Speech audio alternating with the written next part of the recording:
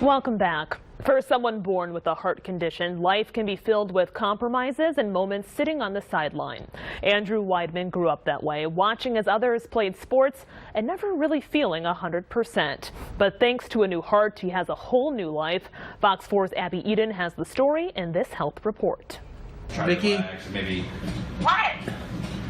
Chris, and 3 other people just came in and they found a heart for me. What? Hey, I'm having surgery first thing in the morning. What? This is the moment Andrew Weidman has been waiting for 3 months. March 29th at 7:45 p.m. The moment he found out he'd get a new heart. Weidman was born with a major heart defect, one that doctors said would require him to have a heart transplant by the age of 20. Transposition of the great arteries where his aorta and his pulmonary artery were switched at birth. The blood was flowing the opposite ways. It meant Andrew's childhood was different from most. Well, I could never run the track, so I was always the last one in from the gym. But for the most part, Andrew felt relatively normal. He got married, had 2 sons, and a successful career. But 2008 marked a change. I had what's called a TIA, and it's basically a small stroke. By 2014, he'd had 2 more strokes, and by 2016, his health got even worse.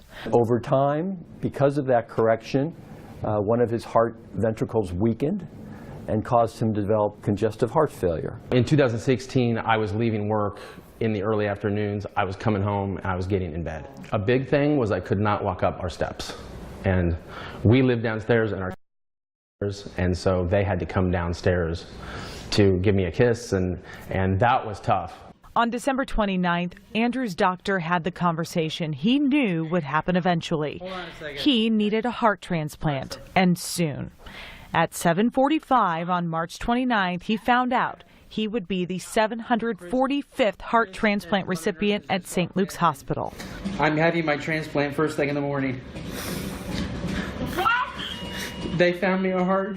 Since then, every aspect of Andrew's life has changed. You are going home and you're not sick now.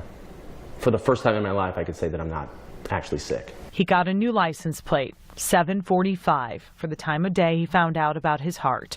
Visitors to his home now get to leave with a meaningful parting gift, and his pills are anti-rejection pills instead of heart pills. And most importantly, he gets to do things he never did before.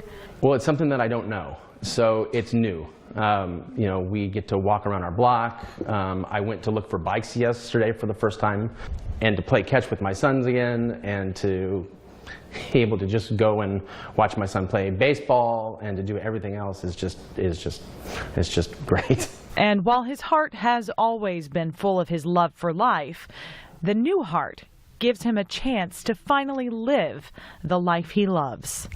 Abby Eden, Fox 4 News, working for you. Great story. Weidman says he wants to connect with his heart donor's family in the future to thank